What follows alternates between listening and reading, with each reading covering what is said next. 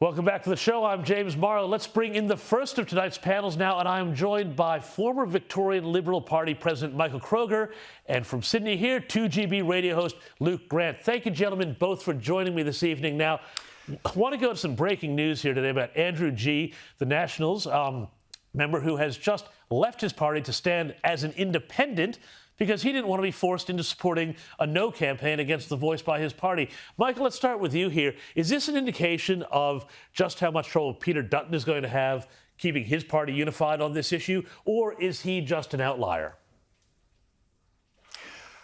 Well, I hope he's an outlier. What an appalling performance by this fellow. 7 months after the election, he's resigned. And he's given two reasons, I read in the Australian newspaper, James. One is he's resigned because the membership of it doesn't reflect what he joined when he was a kid.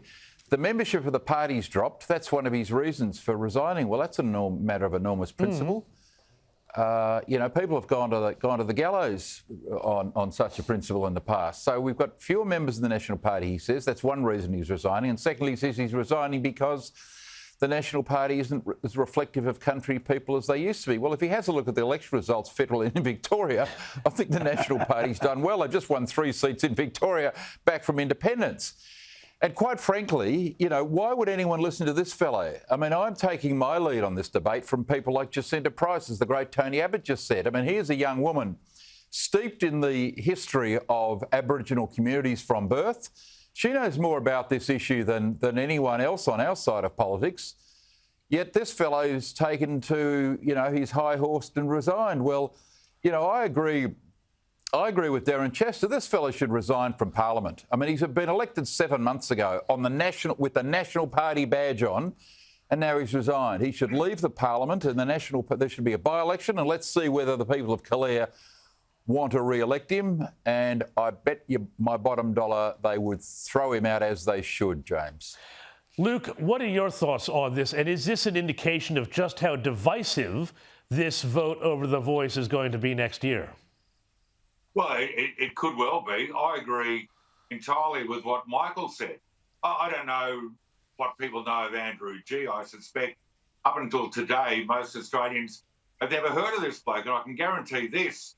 He wouldn't be in the Parliament without the support of the National Party machine and the visiting members of the government at the last election to various polling places and during his campaign.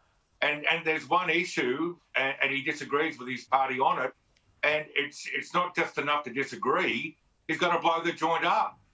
And frankly, as a commentator, I can tell you from the point of view of my listeners, they are sick to death of the way that right-wing / conservative governments in this country or political parties are just surrendering to the left.